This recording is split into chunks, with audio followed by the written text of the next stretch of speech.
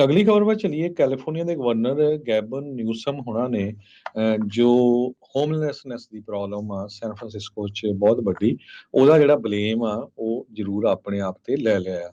ਕੱਲ ਇੱਕ late night ਜੋ ਸ਼ੋਅ ਹੁੰਦਾ ਆ ਸੇਥ ਮਾਇਰਸ ਦੇ ਨਾਲ, ਉਹਦੇ ਵਿੱਚ ਸੇਥ ਮਾਇਰਸ ਨੇ ਕਲੀਅਰਲੀ ਜੋ ਗਵਰਨਰ ਗੈਬਨ ਨਿਊਸਮ ਆ ਉਹਨਾਂ ਨੂੰ ਪੁੱਛਿਆ ਵੀ ਭਾਈ ਆ ਜਿਹੜੀ ਸੈਨ ਫਰਾਂਸਿਸਕੋ ਵਾਲੀ ਪ੍ਰੋਬਲਮ ਆ ਇਹ ਵੀ ਕੰਜ਼ਰਵੇਟਿਵਸ ਦੀ ਪ੍ਰੋਬਲਮ ਤਾਂ ਨਹੀਂ।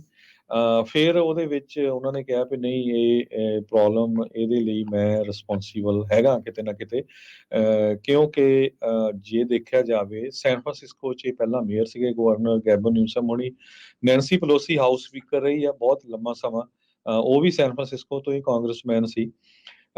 ਕੈਲੀਫੋਰਨੀਆ ਦੇ ਗਵਰਨਰ ਨੇ ਇਸ ਤੋਂ ਬਿਨਾਂ ਇਹ ਕਿਹਾ ਵੀ ਪੋਜ਼ੀਟਿਵ ਬਹੁਤ ਕੁਛ ਆ ਅਮਰੀਕਾ ਦੀ ਇਕੋਨਮੀ ਦੇ ਵਿੱਚ, ਜੋ ਕੁਝ ਨਵੀਆਂ ਜੌਬਸ ਕ੍ਰੀਏਟ ਹੋ ਰਹੀਆਂ 27% ਕੈਲੀਫੋਰਨੀਆ ਚੋਂ ਹੋ ਰਹੀਆਂ ਹੈਗੀਆਂ ਇਹ ਇੱਕ ਬਹੁਤ ਵੱਡਾ ਨੰਬਰ ਆ। ਪਰ ਉਹਨਾਂ ਨੇ ਕਿਹਾ ਵੀ ਜੋ ਹੋਮਲੈਸਨੈਸ ਦੀ ਪ੍ਰੋਬਲਮ ਆ ਇਹ ਇੱਕ ਬਹੁਤ ਵੱਡੀ ਪ੍ਰੋਬਲਮ ਹੈਗੀ ਆ। ਹਾਲਾਂਕਿ ਉਹਨਾਂ ਨੇ $300 ਮਿਲੀਅਨ ਕਹਿੰਦੇ ਵੀ ਮੈਂ ਦਿੱਤਾ ਹੈਗਾ ਲੋਕਲ ਮਿਊਨਿਸਪੈਲਿਟੀਜ਼ ਨੂੰ, ਤਾਂ ਕਿ ਉਹ ਜੋ ਹੋਮਲੈਸ ਇਨਕੈਂਪਮੈਂਟਸ ਹੈਗੀਆਂ ਉਹਨਾਂ ਨੂੰ ਕਲੀਅਰ ਆਊਟ ਕਰ ਸਕਣ ਤੇ ਲੋਕਾਂ ਨੂੰ ਘਰਾਂ ਦੇ ਵਿੱਚ ਰੱਖ ਸਕਣ, ਉਹਨਾਂ ਨੂੰ ਛੋਟੇ ਘਰ ਜੋ ਵੀ ਆ ਪ੍ਰੋਵਾਈਡ ਕਰ ਸਕਣ। ਸੇਥ ਮਾਇਰਸ ਨੇ ਡੈਮੋਕ੍ਰੇਟਿਕ ਗਵਰਨਰ ਜੋ ਆ ਉਹਨਾਂ ਨੂੰ ਕਿਹਾ ਵੀ ਤੁਸੀਂ billions of dollar high speed rail project ਤੇ ਵੀ ਸਪੈਂਡ ਕੀਤੇ ਆ 15 ਸਾਲ ਪਹਿਲਾਂ ਜੋ ਅਪਰੂਵ ਹੋਇਆ ਸੀ ਵੀ ਉਹ ਹਜੇ ਵੀ ਜਿਹੜਾ ਫਸਿਆ ਹੋਇਆ ਹੈਗਾ। ਸੋ ਲੇਟ ਨਾਈਟ ਸ਼ੋਅ ਦੇ ਵਿੱਚ ਜੋ ਗਵਰਨਰ ਆ ਕੈਲੀਫੋਰਨੀਆ ਦਾ ਗੈਬਨ ਨਿਊਸਮ ਉਹ ਕਾਫੀ ਡਿਫੈਂਸਿਵ ਸੀ। ਜੀ ਬਿਲਕੁਲ, ਆਪਣੀਆਂ ਪਾਲਿਸੀਜ਼ ਦੇ ਕਰਕੇ ਉਹਨਾਂ ਨੂੰ ਕਾਫੀ ਜਿਹੜੇ ਸਵਾਲਾਂ ਦੇ ਇਸ ਟਾਈਮ ਜਵਾਬ ਦੇਣੇ ਪੈ ਰਹੇ ਆ। ਇਹ ਜਿਹੜੇ ਜਿਨ੍ਹਾਂ ਨੇ ਇੰਟਰਵਿਊ ਕੀਤੀ ਹੈ ਇਹ ਆਪ ਕਾਫੀ ਲੈਫਟਿਸਟ ਜਾਂ ਪ੍ਰੋਗਰੈਸਿਵ ਜਿਹੜੇ ਲੇਟ ਨਾਈਟ ਸ਼ੋਅ ਵਾਲੇ ਮੰਨੇ ਜਾਂਦੇ ਆ, ਤੇ ਗਵਰਨਰ ਨਿਊਸਮ ਦਾ ਇਹ ਮੰਨਣਾ ਵੀ ਮਜਬੂਰੀਆਂ ਤੇ ਇਹ ਚੀਜ਼ਾਂ ਇਹਨਾਂ ਦੀਆਂ ਹੈਗੀਆਂ ਆ। ਹੋਪਫੁਲੀ ਇਸ ਤੋਂ ਕੁਛ ਨਾ ਕੁਛ ਜਿਹੜਾ ਉਹ ਅੱਗੇ ਬਦਲਿਆ ਜਾਵੇ।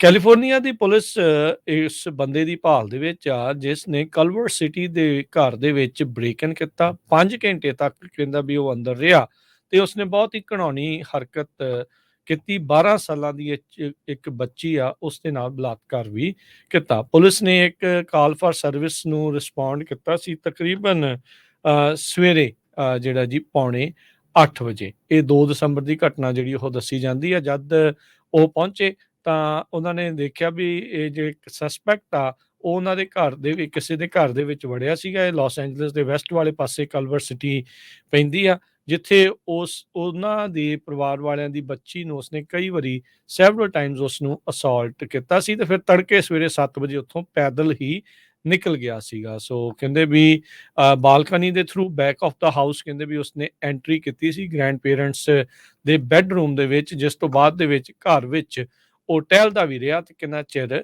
ਉਹ ਰਿਹਾ ਆ। ਵਿਕਟਮ ਦੀ ਜਿਹੜੀ ਮਦਰ ਆ ਅਲੈਕਸਿਸ, ਉਸਨੇ ਕਿਹਾ ਵੀ ਮੰਮੀ ਵੀ ਸਵੇਰੇ ਉਹਨੇ ਆ ਕੇ ਕਿਹਾ ਵੀ ਭਾਈ ਪੁਲਿਸ ਨੂੰ ਕਾਲ ਕਰਨ ਦੀ ਜ਼ਰੂਰਤ ਆ। ਕਮਾਲ ਦੀ ਗੱਲ ਆ ਕਿਸੇ ਨੂੰ ਅੰਦਰ ਘਰ ਦੇ ਵਿੱਚ ਪਤਾ ਹੀ ਜਿਹੜਾ ਉਹ ਨਹੀਂ ਲੱਗਾ। ਸੋ ਹੁਣ ਕਲਵਰ ਸਿਟੀ ਨੇ ਉਸ ਬੰਦੇ ਦੀ ਫੋਟੋ ਜਿਹੜੀ ਆ ਉਹ ਜਾਰੀ ਕੀਤੀ ਆ ਤੇ ਹੁਣ ਉਸ ਦੀ ਭਾਲ ਕਹਿੰਦੇ ਆ ਜਾਰੀ